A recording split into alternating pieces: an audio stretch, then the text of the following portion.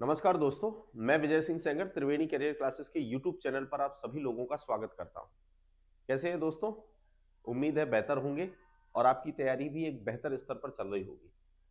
दोस्तों, कल हम लोगों ने भारतीय संविधान के एक टॉपिक को पढ़ा था जिसमें टॉपिक था संविधान सभा का गठन और किस प्रकार से हमारी संविधान सभा ने एक संविधान को तैयार किया था।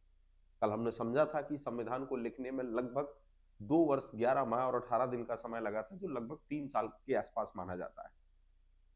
कल ये भी देखा था कि संविधान निर्माताओं ने ये जो कालखंड, ये जो समय लगा है, इस पूरे समय में लगभग दुनिया के 60 देशों के संविधानों का अवलोकन किया था और 60 देशों के संविधानों को पढ़ने के बाद, समझने के बाद फिर ये तय किया कि भारतीय संविधान के अनुरूप कौन सी व्यवस्था को अपनाया जाए और उसके हिसाब से फिर हमने अपने संविधान को लिखा है।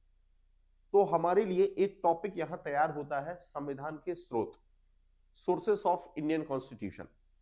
क्योंकि जब दुनिया के अलग अलग देशों के संविधानों से कुछ चीजें पढ़ी जाती हैं तो वो इसीलिए कि हम अपने यहां पर कैसे उस प्रावधान को अपने देश की परिस्थिति के आधार पर कैसे उसको अपने हिसाब से डाल सके। और हमारे संविधान निर्माताओं ने दुनिया के कई देशों से कुछ ना कुछ चीजें जरूर ली है ताकि हमारे हिसाब से हम उस संविधान को बेहतर से बेहतर बना सकें। तो ज्यादा समय ना लेते हुए हम समझने की कोशिश करते हैं कि सोर्सेस ऑफ इंडियन कॉन्स्टिट्यूशन क्या है। तो एक जनरल क्वेश्चन आप लोगों से, दुनिया में देश बहुत से हैं, जो हमारी सीमा थी वो थी कुछ ही देशों के संविधानों को पढ़ना, और खास तौर से वो देश जो विशाल भूभाग है, जिनके पास जनसंख्या अत्यधिक है और जो दुनिया में अपनी एक पहचान रखते हैं, उन देशों से मतलब है। छोटे देशों से ज्यादा कुछ लेना देना है नहीं। तो इन सभी देशों में सबसे ज्यादा प्रभाव भारतीय पर या भारतीय संविधान पर अगर पड़ेगा तो वो कौन सा देश हो सकता है? तो नो डाउट जवाब आता है ब्रिटिश कॉन्स्टिट्यूशन, या ब्रिटेन वो देश है जिसका भारतीय संविधान पर और भारतीय लोगों पर अत्यधिक प्रभाव रहा। कारण साफ है, क्योंकि पिछले 200 सालों से हम जिसके नजदीक थे या जिन्होंने हमारे ऊपर शासन किया है, तो हम उनकी व्यवस्थाओं से ज्यादा हैबिचुअल हो चुके थे। तो हमें भी एक सिस्टम बना बनाया ब्रिटिश संविधान से मिल चुका था या ब्रिटिशर से मिल चुका था। तो उन्हीं प्रावधानों में अपनी जरूरत के हिसाब से स्वतंत्रता के पश्चात जरूरत थी कि हम अपने हिसाब से चीजों को मेंटेन करें। ब्रिटिश सरकार ने भारत पर जब जिस समय शासन कर रहे थे, उस समय से लेकर 1947 तक, आजादी के समय तक, कई बार समय समय पर विभिन्न प्रकार के अधिनियम भी पास किए और उन अधिनियमों को भारतीय क्षेत्र पर लागू किया गया। उन्हीं अधिनियमों में एक अधिनियम ऐसा था जो भारतीय संविधान के लिए मील का पत्थर साबित हुआ और उस अधिनियम को हम कहते हैं भारत भारतीय शासन अधिनियम या भारत शासन अधिनियम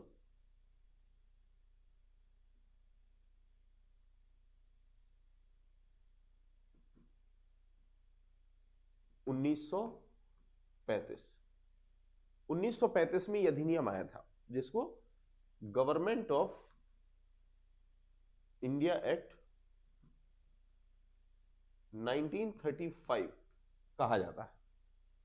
और ये वो अधिनियम था कि भारत में जैसे संविधान के लागू होते ही साथ मूल संविधान में हमारे यहां पर 395 आर्टिकल्स थे और उन 395 अनुच्छेदों में से 200 अनुच्छेद, लगभग लगभग 200 आर्टिकल हमने इसी अधिनियम से उठाए हैं। तो आप खुद समझ सकते हो कि ये जो 1935 का भारत शासन अधिनियम था, ये हमारे लिए कितना महत्वपूर्ण हो गया। इस अधिनियम के कुछ कुछ प्रावधान जो हमारे लिए जरूरी है वो हमें थोड़ा सा याद रखना है। सबसे पहले इस अधिनियम से हमने लिया क्या? तो सबसे पहले इस अधिनियम से हमारा जो प्रावधान था वो है संघीय व्यवस्था, फेडरल स्ट्रक्चर। ये क्या होता है? संघीय शासन व्यवस्था क्या है? तो हम लोग पिछली क्लास में हमने पढ़ा था कि जो संघीय प्रणाली होती है, तो संघीय प्रणाली का मतलब क्या है? जहां पर शक्तियों का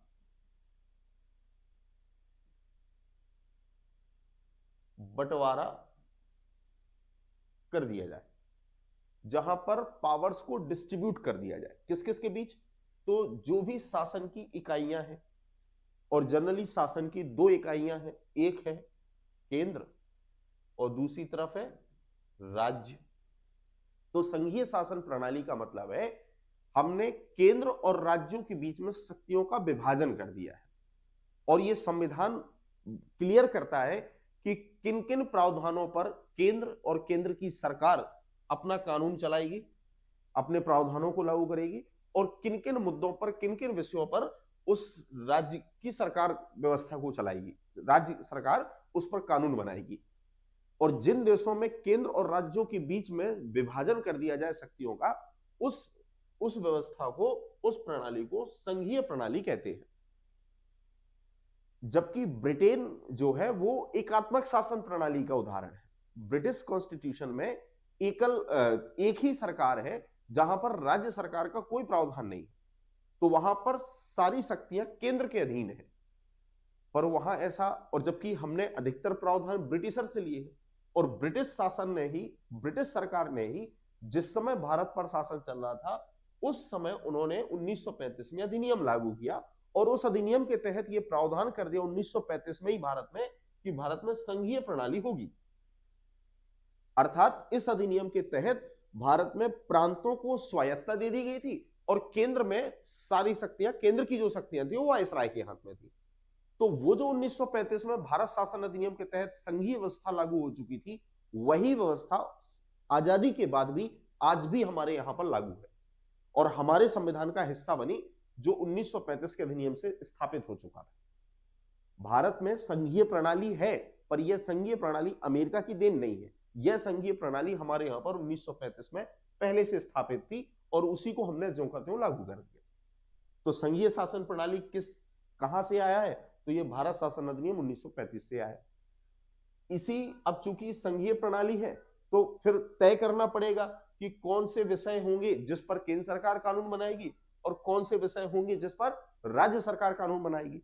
तो हमारे यहां पर इसी अधिनियम में प्रावधान कर दिया गया था, और 3 सूचियां लागू की गई थी, 3 सूचियां बनाई गई थी, और उन 3 सूचियों में एक केंद्र सूची, राज्य सूची और समवर्ती सूची, 3 सूचियां बनाई है, 3 लिस्ट। ये जो है 3 लिस्ट, ये 1935 के अधिनियम की देन है। यूनियन लिस्ट, स्टेट लिस्ट और कॉनकरेंट लिस्ट।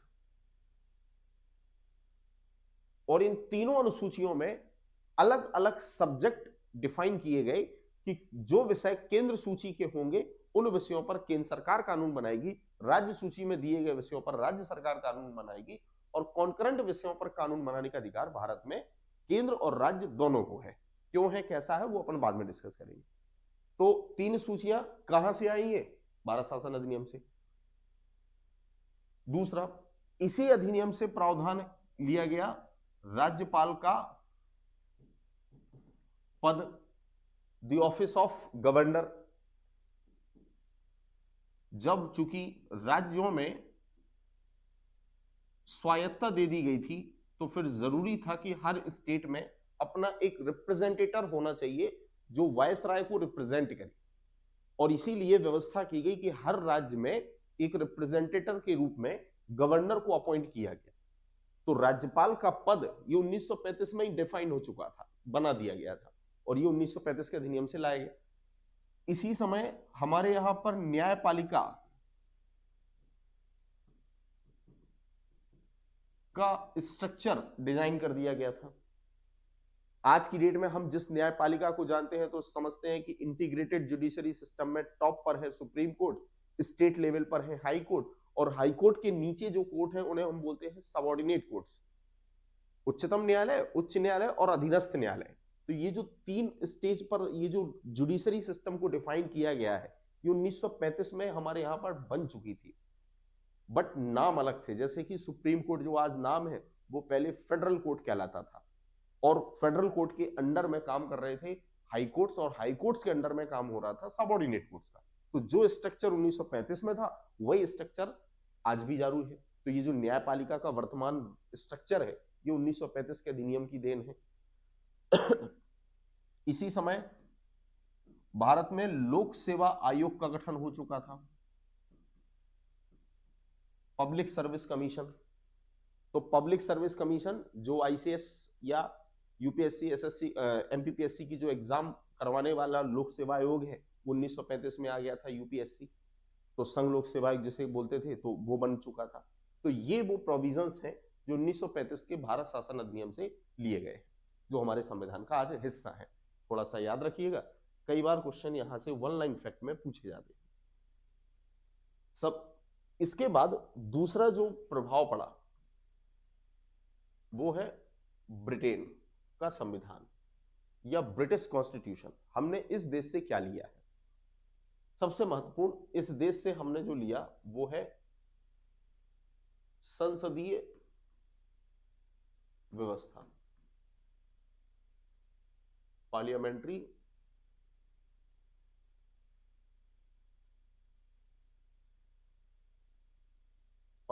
सिस्टम। संसदीय शासन प्रणाली क्या है? तो अगर पहली क्लास आपको याद हो तो कार्यपालिका के स्तर पर हमने डिफाइन किया था कि जो कार्यपालिका है उसके कई रूप होते हैं। दुनिया में सामान्यतः ज्यादातर जो दिखाई देते हैं तो दो रूप हैं, एक अध्यक्षीय कार्यपालिका और दूसरा संसदीय कार्यपालिका, प्रेसिडेंशियल एग्जीक्यूटिव सिस्टम और पार्लियामेंट्री एग्जीक्यूटिव सिस्टम। हमारे यहां जो फॉर्म है वो है पार्लियामेंट्री एग्जीक्यूटिव सिस्टम का, संसदीय शासन प्रणाली का। और ये संसदीय शासन प्रणाली कहां से लिया गया है? तो जवाब है ब्रिटिश कॉन्स्टिट्यूशन से हमने इसको अपने देश का हिस्सा बनाया है।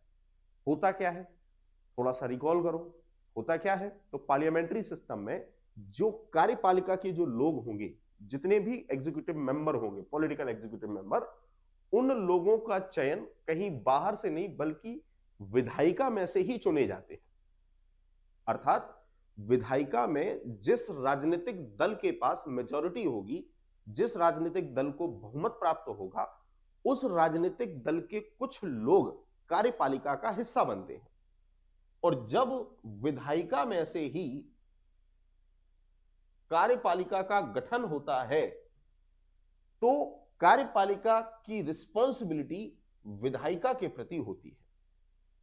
और पार्लियामेंट्री सिस्टम में सबसे महत्वपूर्ण चीज हो जाती है उत्तरदायित्व का सिद्धांत, डॉक्ट्राइन ऑफ रिस्पॉन्सिबिलिटी।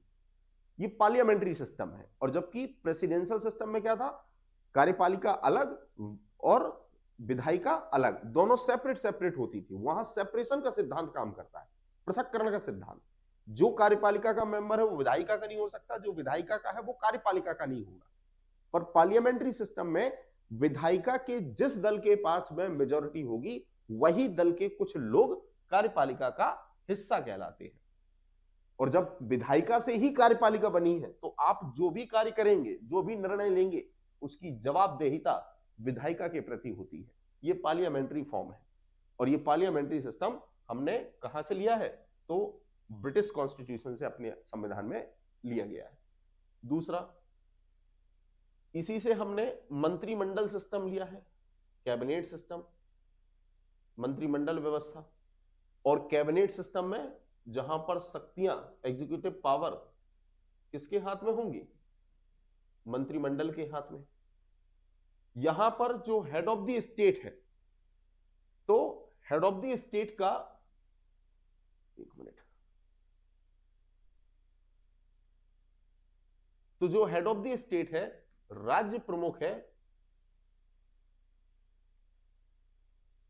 राज्य प्रमुख का नाम मात्र का महत्व, जो हेड ऑफ द स्टेट होगा उसका नॉमिनल इंपोर्टेंस होगा, nominal importance of head of the state. जो भी बैठेगा फर्क नहीं पड़ता। ब्रिटिश कॉन्स्टिट्यूशन में ग्लोरियस रिवॉल्यूशन के बाद जब वहां पर रक्तहीन क्रांति हुई थी, जिसको गौरवमयी क्रांति कहा जाता है, उस क्रांति के बाद तय हुआ था कि ब्रिटिश की सारी एग्जीक्यूटिव पावर शिफ्ट होती है कैबिनेट में, और जो हेड ऑफ द स्टेट अर्थात जो वहां का क्राउन होगा वो केवल नाम मात्र का कहलाएगा। वो सत्ता में तो रहेगा, राजतंत्रात्मक व्यवस्था में शामिल तो होगा, बट उसका महत्व कम हो जाएगा।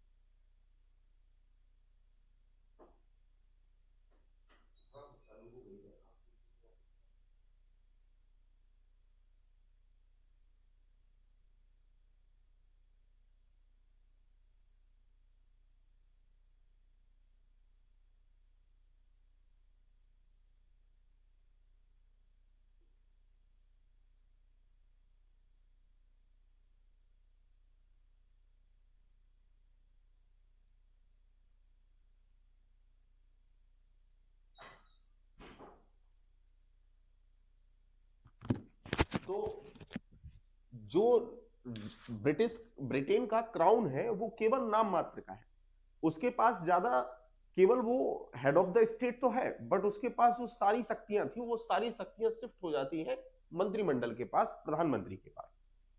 तो हमारे यहां भी वही है, क्योंकि पार्लियामेंट्री सिस्टम है, और उस सिस्टम के तहत जो हमने पावर्स हैं, एग्जीक्यूटिव पावर्स, वो किसमें रखी है? मंत्रिमंडल में, जिसका हेड प्राइम मिनिस्टर है। और जो हेड ऑफ द स्टेट है वो केवल नाम मात्र का होगा, वो राज्य प्रमुख तो कहलाएगा, पर रियल एग्जीक्यूटिव पावर उसके हाथ में नहीं होगी, वो केवल और केवल नॉमिनल हेड होगा। और भारत में हेड ऑफ द स्टेट किसे कहते हैं? वो कहलाता है प्रेसिडेंट।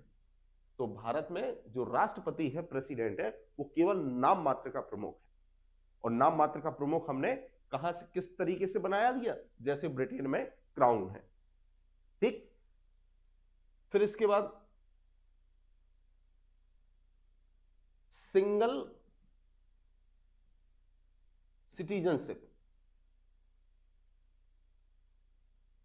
एकल नागरिकता।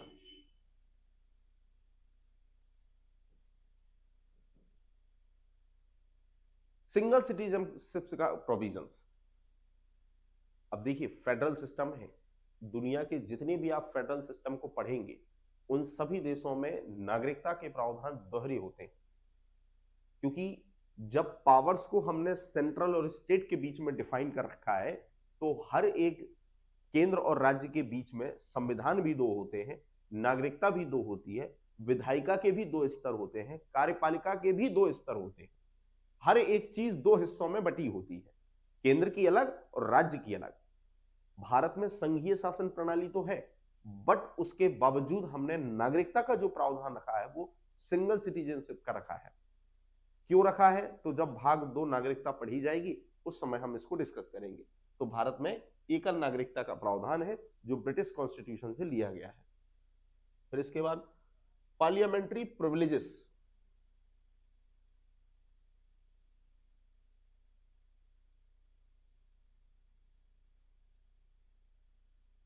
संसदीय विशेषाधिकार। विशेषाधिकार वो अधिकार जो बाकियों की तुलना में किसी पर्टिकुलर व्यक्ति को विशेष बनाए। तो एक संसद सदस्य होने के नाते हर एक पार्लियामेंट्री मेंबर को कुछ विशेष अधिकार दिए गए हैं। तो भारत में भी पार्लियामेंट्री सिस्टम में, चूंकि हमारे यहां भी पार्लियामेंट के जो जितने भी मेंबर हैं, हर एक मेंबर के पास कुछ विशेष अधिकार होते हैं, उन्हीं को हम पार्लियामेंट्री प्रिविलेजेस कहते हैं, जो आर्टिकल 105 में हम आगे डिस्कस करेंगे। तो कौन कौन से विशेषाधिकार है वो संसद जब पढ़ी जाएगी तो संसद के दौरान संसदीय विशेषाधिकारों का डिटेल डिस्कशन होगा। तो ये जो पार्लियामेंट्री प्रिविलेजेस हैं ये ब्रिटिश की देन है। फिर इसी के साथ हमने लिया है बाइकैमरल सिस्टम,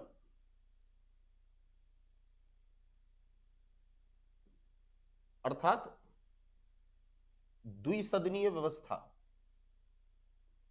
कहां? तो जो भारत की संसद है, जैसे ब्रिटिश पार्लियामेंट है, ब्रिटिश पार्लियामेंट में भी 2 सदन है, वैसे ही हमारे यहां भी इंडियन पार्लियामेंट में 2 सदन है। एक जनता का सदन, जिसे हम लोअर हाउस कहते हैं, और एक राज्यों का सदन जिसको अपर हाउस कहते हैं, हाउस ऑफ द स्टेट जिसे राज्यसभा कहा जाता है, और हाउस ऑफ द पीपल जो आज की डेट में लोकसभा कहलाता है। तो दो सदनीय व्यवस्था, जो दो सदन ब्रिटेन में है वैसे ही दो सदन भारत में है। फिर इसके बाद द रूल ऑफ लॉ, वहां पर विधि का शासन है। विधि का शासन जैसे ब्रिटेन में है वैसे ही हमारे यहां पर भी विधि का शासन है, विधि के ऊपर कोई नहीं। कुछ एक्सेप्शंस हैं जो ब्रिटिश क्राउन के लिए दिए गए हैं, ठीक वैसे ही कुछ एक्सेप्शंस इंडियन प्रेसिडेंट के लिए हैं। तो वैसे ही कानून का शासन होगा जो ब्रिटेन में चलता है। ये है कुछ प्रोविजंस जो ब्रिटिश कॉन्स्टिट्यूशन से इंडियन कॉन्स्टिट्यूशन में आए हैं, पर ज्यों के त्यों नहीं, हमारी जरूरत के हिसाब से हमने इसमें एक चेंजेस किया है, मॉडिफिकेशन किया है ना। ब्रिटेन के बाद अगला देश वो है अमेरिका, यूएसए। उससे हमने क्या लिया है, तो अमेरिका से सबसे महत्वपूर्ण है वो है लिखित संविधान का प्रावधान। दुनिया का पहला देश जिसने लिखित संविधान को स्टार्ट किया, तो वैसे ही हमने भी अपने यहां पर संविधान को लिखा है। एक संविधान सभा बनाई थी और उस संविधान सभा के द्वारा संविधान को लिखा गया। मोस्ट इंपोर्टेंट दूसरा, फंडामेंटल राइट्स, वेरी इंपोर्टेंट, मूल अधिकार। तो जो मूल अधिकार का कॉन्सेप्ट है, दुनिया में पहली बार देने वाला देश ही अमेरिका है, और अमेरिका के बाद फ्रांस, फ्रांस के बाद यूएन के द्वारा भी 1950 में एक यूनिवर्सल डिक्लेरेशन किया गया, डिक्लेरेशन ऑफ ह्यूमन राइट्स जिसे बोलते हैं, universal declaration of human rights. ऐसे ही जब सभी देशों में धीरे धीरे मौलिक अधिकार होते गए, तो वैसे ही मौलिक अधिकार हमारे यहां पर भी लाए गए। भाग 3 में विस्तृत चर्चा है, बहुत डिटेल में मौलिक अधिकार है। शायद उतने अधिकार अमेरिकी देशों में भी नहीं है जितने हमारे यहां पर है। तो मौलिक अधिकार का जो प्रावधान है वो अमेरिकी संविधान से लिया गया है। मोस्ट इंपोर्टेंट, जुडिशियल, काम करो, न्यायपालिका की स्वतंत्रता, इंडिपेंडेंस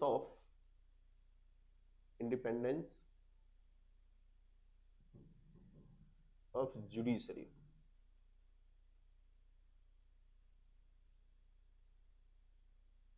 ब्रिटेन में कार्यपालिका विधायिका दोनों एक है, और जबकि अमेरिका दोनों एक है, मतलब विधायिका से ही कार्यपालिका बन रही है। अमेरिका में विधायिका, कार्यपालिका और न्यायपालिका तीनों सेपरेट है, सेपरेशन का सिद्धांत है। हमारे यहां पर चूंकि पार्लियामेंट्री सिस्टम को अपनाया, जिस वजह से विधायिका और कार्यपालिका तो एक हो जाती है, पर न्यायपालिका को हमें इंडिपेंडेंट रखना था। क्यों रखना था, तो सिंपल सी बात है कि जिन देशों में लिखित संविधान होते हैं, जिन देशों में मौलिक अधिकार होते हैं, लोगों को दिए जाते हैं, उन अधिकारों को सुरक्षित रखने की जिम्मेदारी किसी ना किसी एक को निभानी होती है, और वो सुरक्षित रखने का सही काम कोई अगर कर सकता है तो वो है न्यायपालिका। और अगर हमने न्यायपालिका को इंडिपेंडेंट ना बनाया, वो अगर सरकार के अंडर में रही, कार्यपालिका या विधायिका के अंडर में रही, तो कभी भी संविधान का जो मूल इंटरप्रिटेशन है, जो मूल अवधारणा है, वो धरातल पर नहीं आ सकती। संविधान में आज की डेट में किसी आर्टिकल को लेकर अगर हमें समझ नहीं आता, किसी प्रावधान को लेकर अगर हमारी समझ कमजोर होती है, तो उसको सही से व्याख्यायित करने का काम किसका है, न्यायपालिका का।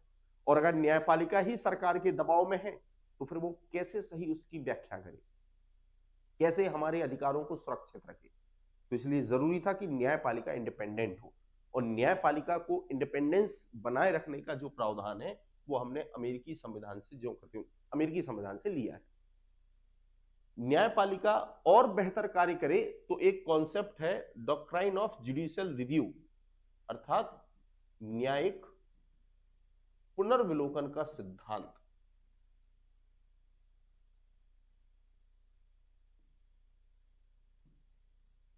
डॉक्ट्राइन ऑफ जुडिशियल रिव्यू, ये वो सिद्धांत है जिसने न्यायपालिका को बहुत अधिक शक्तिशाली बना रखा है। ये है क्या? पुनर्विलोकन का मतलब है रिव्यू करना, समीक्षा करना। किस चीज की? तो न्यायपालिका किसकी समीक्षा करती है? विधायिका द्वारा बनाए गए कानून की। जो विधायिका कोई कानून बनाती है, कोई विधि बनाती है, तो उसकी कार्यपालिका द्वारा दिए गए आदेश की,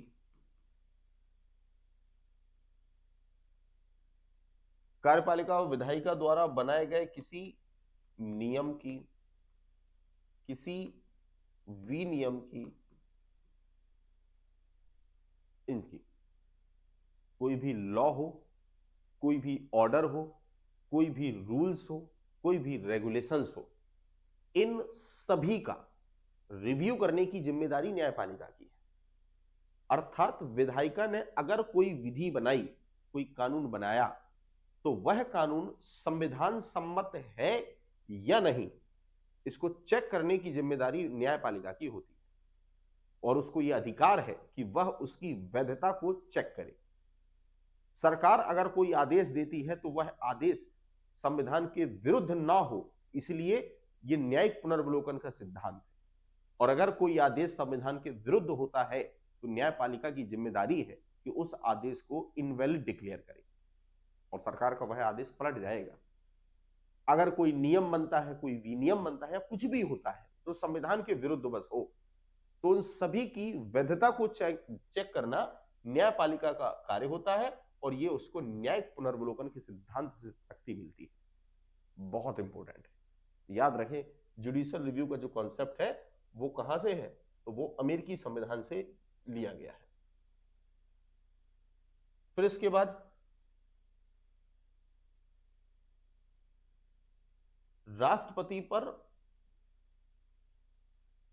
महाभियोग,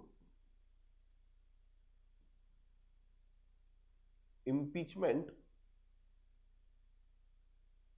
process, impeachment process to the president।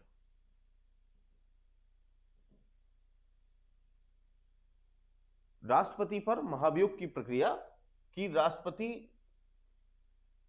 को अगर पद से हटाना है तो कैसे हटाया जाएगा?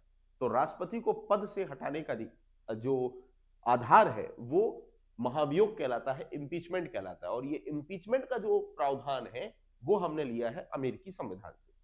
इंपीचमेंट की प्रक्रिया क्या है, क्यों राष्ट्रपति पर लगता है?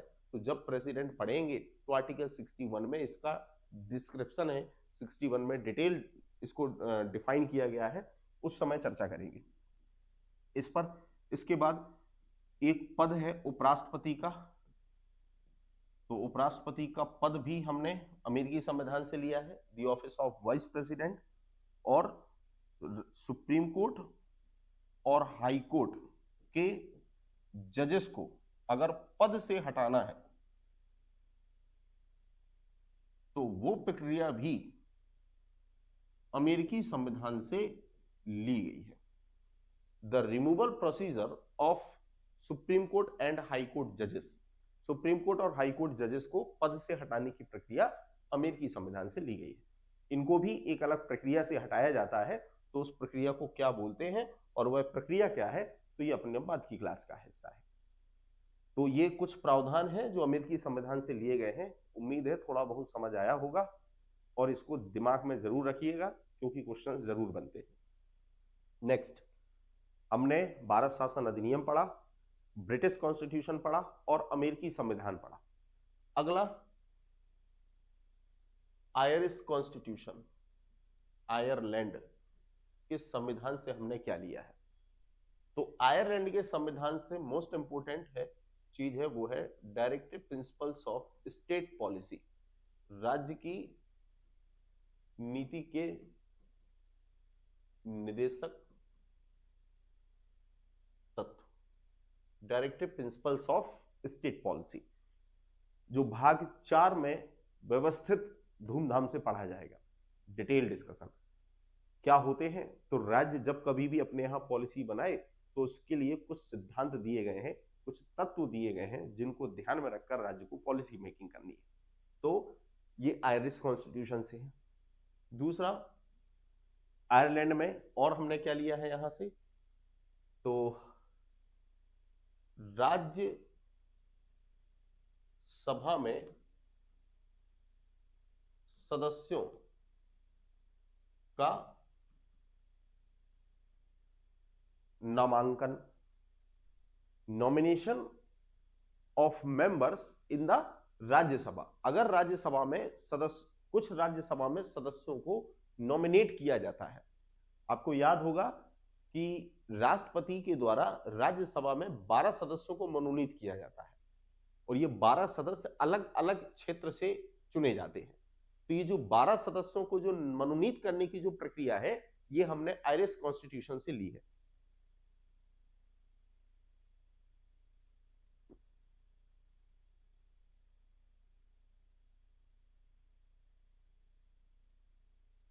और तीसरा, राष्ट्रपति के निर्वाचन की पद्धति, द मेथड ऑफ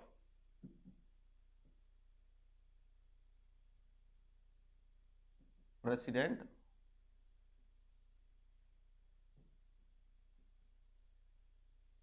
इलेक्शन। हमारे यहां पर प्रेसिडेंट का जो पोस्ट है वो अमेरिकी संविधान से है, बट उसका चुनाव किस रीति से होगा ये आयरिश कॉन्स्टिट्यूशन बताता है। और उसी आयरिश कॉन्स्टिट्यूशन के अनुसार हमने अपने यहां पर राष्ट्रपति के निर्वाचन की पद्धति को स्वीकार किया है। कैसी चुनाव की प्रक्रिया है तो जब राष्ट्रपति पढ़ेंगे तो चर्चा करेंगे। आगे बढ़ते हैं। आयरिश कॉन्स्टिट्यूशन के बाद अगला देश है कनाडा। कनाडा का संविधान क्या कहता है? तो कनाडा के संविधान से भारत पर जो चीजें ली गई हैं बहुत इंपॉर्टेंट है, थोड़ा सा याद रखना। संघीय प्रणाली किस देश से थी? तो संघीय प्रणाली जवाब है भारत शासन अधिनियम 1935।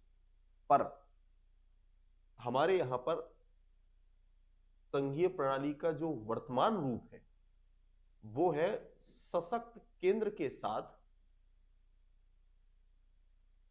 संघीय व्यवस्था,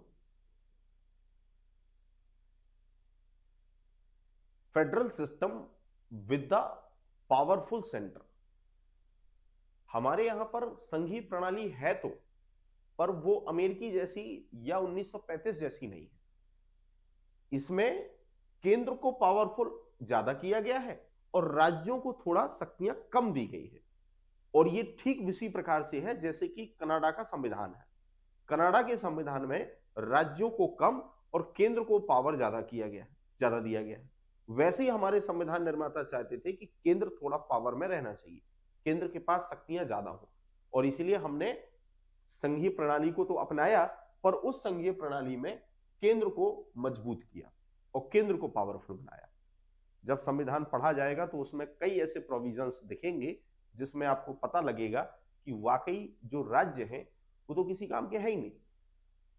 नॉर्मल लाइफ में राज्य अलग दिखते हैं, लेकिन जैसे ही बात कुछ विपरीत परिस्थिति बनती है तो जो राज्य है वो अलग हो जाता है, केंद्र शक्तिशाली दिखता है।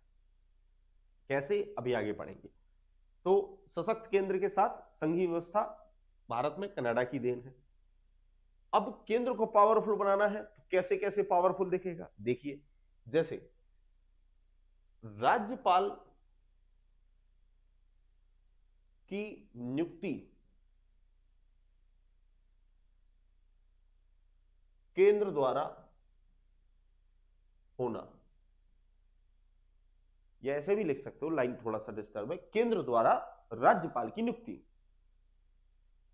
Appointment of governor by the centre, कि जो केंद्र सरकार है वो तय करेगी कि किस राज्य में कौन सा राज्यपाल होगा। और जनरली राज्य अगर स्वायत्त हैं तो फिर हर राज्य के राज्यपाल का भी चुनाव होना चाहिए, जो नहीं होता। क्यों नहीं होता?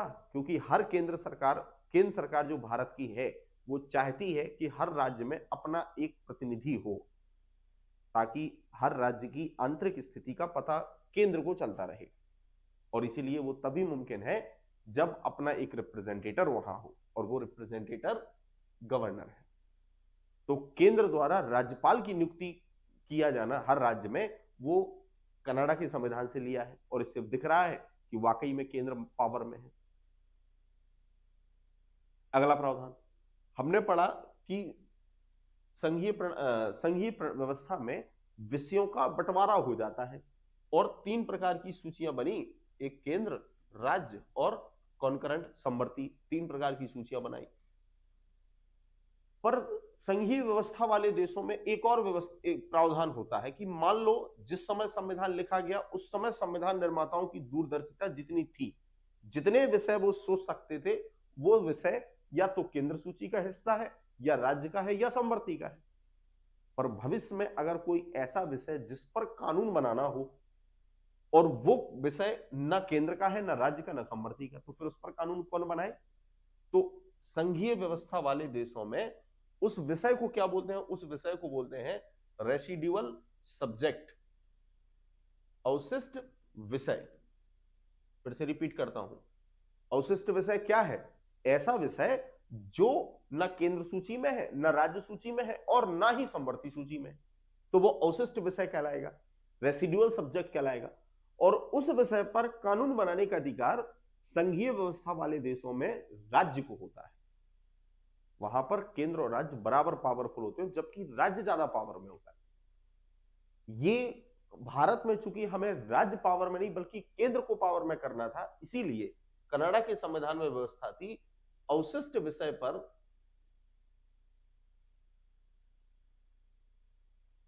कानून कौन बनाएगा? केंद्र बनाएगा। वही व्यवस्था हमने ले ली, और कनाडा के संविधान से हमने भी अपने यहां पर तय कर दिया कि भारत में भी अवशिष्ट विषय पर कानून बनाने की शक्ति राज्य की ना होकर केंद्र की होगी, जो कनाडियन कॉन्स्टिट्यूशन से है। आ रहा समझ में? तो सशक्त केंद्र के साथ संघीय व्यवस्था, राज्यपाल की नियुक्ति केंद्र द्वारा होना, और अवशिष्ट विषयों पर कानून बनाने की शक्ति किसके पास है? केंद्र के पास है।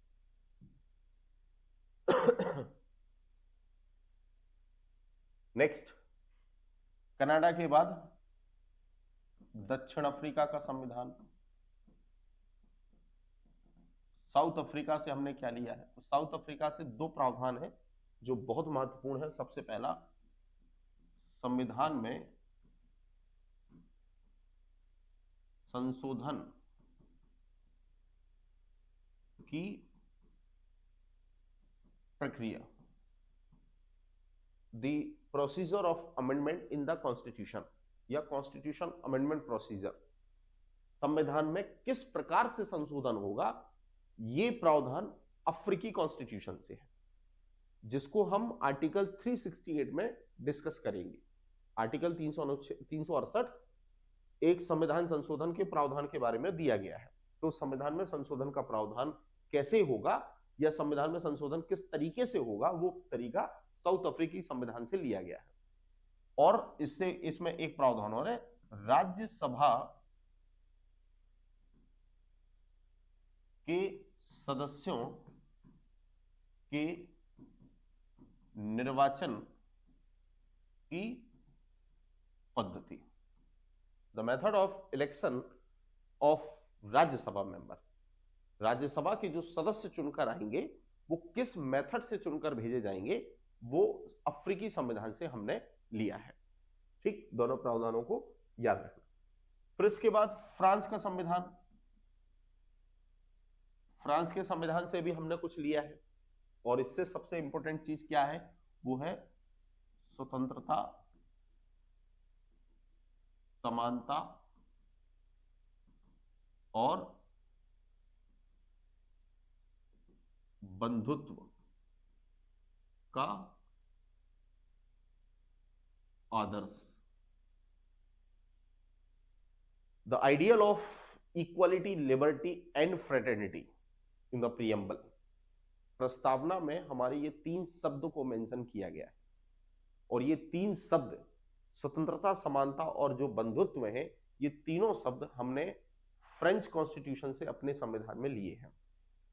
और हमारी प्रस्तावना भी कहती है कि हमारे यहाँ के जो लोग हैं उन लोगों को स्वतंत्रता, समानता और बंधुत्व, ये जो नारा है ये जनरली रूसो ने दिया था जब फ्रेंच रिवॉल्यूशन हुआ था। तो उसी रूसो के उस नारे को हमने अपने संविधान का हिस्सा बनाया है, लिबर्टी, इक्वलिटी एंड फ्रेटर्निटी। तो ये कहाँ से है? फ्रेंच कॉन्स्टिट्यूशन से। फिर फ्रांस के संविधान से कुछ और है, स्वतंत्रता, समानता और बंधुत्व। और कुछ है फ्रांस के संविधान से?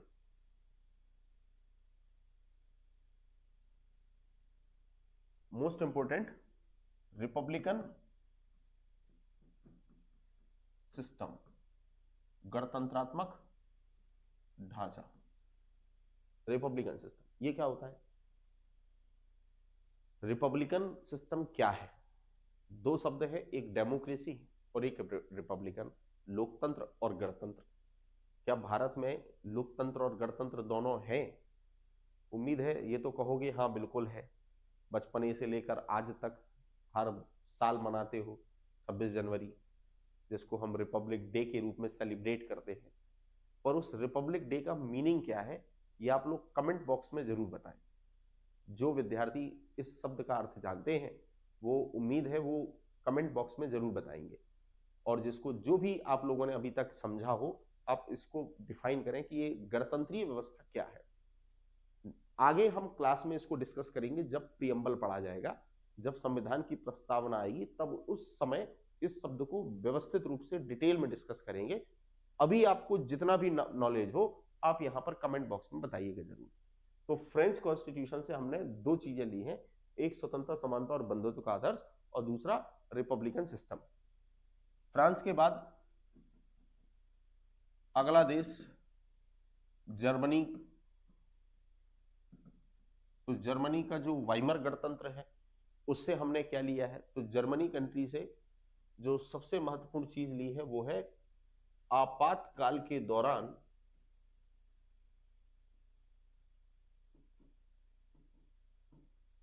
मूल अधिकारों का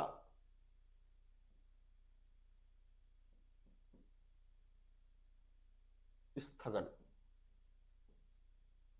suspension of fundamental rights during national emergency. जब कभी भी देश में राष्ट्रीय आपातकाल लागू होगा तो उस राष्ट्रीय आपातकाल के दौरान हमारे जितने भी फंडामेंटल राइट्स हैं उन मौलिक अधिकारों का स्थगन हो जाता है, कुछ को छोड़कर। अब वो कुछ कौन है वो मौलिक अधिकार में ही चर्चा करेंगे। तो क्यों व्यवस्था बनाई गई? ताकि उस आपातकाल में पहली प्राथमिकता है अपने उस संकट के दौर से बाहर निकलना। और अगर संकट है देश पर, राष्ट्रीय समस्या अगर बन रही है, राष्ट्रीय आपातकाल अगर देश में लागू है, तो उस आपातकाल में नागरिकों के अधिकारों को कुछ समय के लिए रोक दिया जाएगा। निलंबन का मतलब, सस्पेंशन का मतलब है कुछ समय के लिए उन्हें हटा दो, और जैसे ही राष्ट्रीय आपातकाल खत्म होगा आपके अधिकार आपको ज्यों के त्यों उसी रूप में वापस मिल जाएंगे। लेकिन जब तक आपातकाल है तो हो सकता है आपके अधिकारों को कुछ समय के लिए आपातकाल के दौरान उनको निलंबित कर दिया जाए। और ये प्रावधान हमने जर्मनी के संविधान से अपने संविधान में लिया है। नेक्स्ट, जर्मनी के बाद अगला है यूएसएसआर का संविधान। हालांकि अब यूएसएसआर तो नहीं बल्कि रसिया है, पर भूतपूर्व सोवियत संघ जो भारत का संविधान जब लिखा गया उस समय यूएसएसआर था। तो यूएसएसआर के संविधान से हमने अपने यहां पर क्या लिया है? तो एक महत्वपूर्ण चीज वो है फंडामेंटल ड्यूटीज, मौलिक कर्तव्य या मूल कर्तव्य। तो फंडामेंटल ड्यूटीज ओरिजिनल कॉन्स्टिट्यूशन का हिस्सा हमारे भारत में नहीं है, उनको 1976 में ऐड किया गया है। तो जब 1976 में भारत में मौलिक कर्तव्य रखे गए तो वो मौलिक कर्तव्य यूएसएसआर संविधान से मेल खाते हैं। और जैसे यूएसएसआर के संविधान में मौलिक कर्तव्यों को चर्चा किया था, वैसे ही हमने अपने भारतीय संविधान में भी इनको जोड़ा है। तो मौलिक कर्तव्य पूछा जाता है किस देश के संविधान से लिए गए, तो वो यूएसएसआर का संविधान है। फिर हमारे यहां पर आर्थिक न्याय की बात की गई है, प्रस्तावना में भी है। सामाजिक, आर्थिक, राजनीतिक न्याय, तीनों ही प्रकार के न्याय हैं। तो जो जस्टिस है, तो जो न्याय की बात की गई है, सामाजिक, आर्थिक और राजनीतिक, जो हमारी प्रियम्बल का हिस्सा है, तो उसी तीनों प्रकार के न्यायों को उपलब्ध करवाने के लिए हमने भी अपने संविधान में इसको प्रियम्बल में रखा है। तो जो न्याय का जो आदर्श वाक्य है वो भारतीय संविधान में यूएसएसआर के संविधान से लिया गया है। सामाजिक, आर्थिक, राजनीतिक न्याय, ये जो कॉन्सेप्ट है ये यूएसएसआर की देन है। देन इसके बाद अगला देश है वो है ऑस्ट्रेलिया का संविधान। ऑस्ट्रेलिया के संविधान से हमने अपने संविधान में जो चीज ली है वो है समवर्ती सूची, कॉन्करेंट लिस्ट, पहला। दूसरा, संयुक्त बैठक का प्रावधान।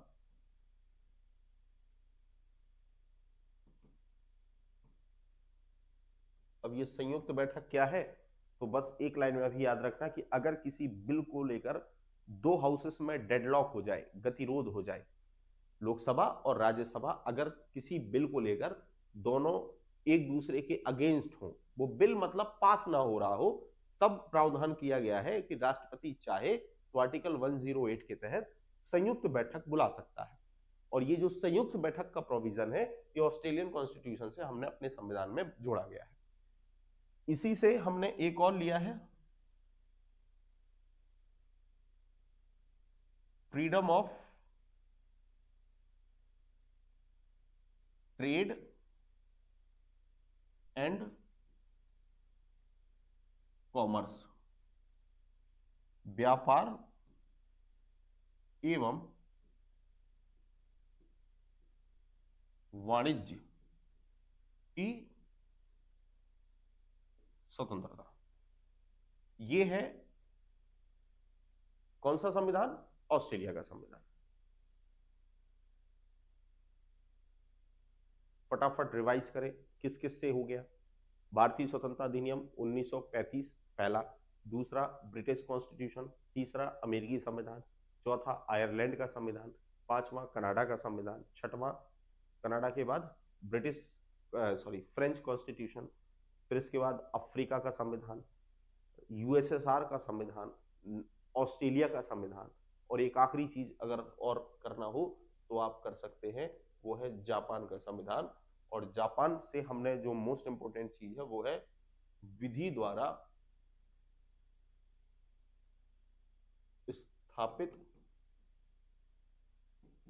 प्रक्रिया, इसको और लिख लेना, याद रखना इसको, procedure established by law.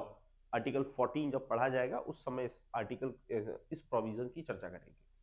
Procedure established by law, विधि द्वारा स्थापित प्रक्रिया, जापान के संविधान से हमने अपने संविधान में शामिल की है। ये है वो प्रावधान जो हमने किसी न किसी दुनिया के देश से अपने संविधान में शामिल की है। उम्मीद है ये टॉपिक आप लोगों को कुछ हद तक समझ आया होगा। एक बार देखने के बाद अगर वाकई इसको कंठस्थ करना चाहते हो तो वीडियो को आप दोबारा भी देखें और अपने हाथ से कॉपी में लिखें, ताकि ये प्रावधान आपको याद हो जाए। क्वेश्चंस बनने के चांसेस होते हैं और अगर ऐसे क्वेश्चन हमसे गलत हो जाए तो हम कहीं ना कहीं एग्जाम की दौड़ में बहुत पीछे खिसक जाते हैं। तो ऐसे छोटे मोटे क्वेश्चंस गलत ना हो, ये हमारी ड्यूटी है।